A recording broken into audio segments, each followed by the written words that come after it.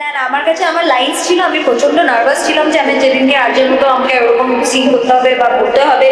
ঢাকাই সিনেমার মেগাস্টার শাকিব খানের প্রিন্স সিনেমা ঘিরে আবারও বড় চমক প্রকাশ পেল। শুরু থেকে সিনেমাটি নিয়ে চলছে তুমুল আলোচনা, কখনো ফার্স্ট লুক, আবার কখনো সিনেমার বাজেট, আবার কখনো নায়িকার নাম নিয়ে ভক্তদের মধ্যে কৌতূহল সৃষ্টি হচ্ছে। আর এবার অপেক্ষার অবসান ঘটিয়ে নাম নিশ্চিত হলো। উপর বাংলার জনপ্রিয় অভিনেত্রী হট এবং গ্ল্যামার কুইন মধুমিতা সরকার থাকছেন নায়িকা হিসেবে।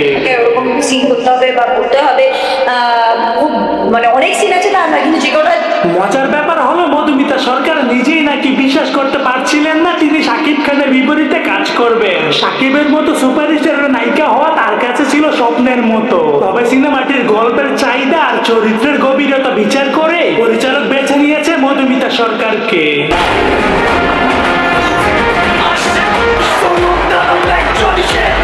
শুধু তাই নয়, শুটিং এর আগেই মধুমিতা সরকার নিজেই প্রকাশ্যে জানিয়েছেন শাকিব খানের সঙ্গে কাজ করা তার জন্য একটা নতুন অভিজ্ঞতা হবে। তিনি ভক্তদের প্রতিশ্রুতি দিয়ে বলেছেন প্রিন্স হবে একেবারে অন্যরকম কিছু।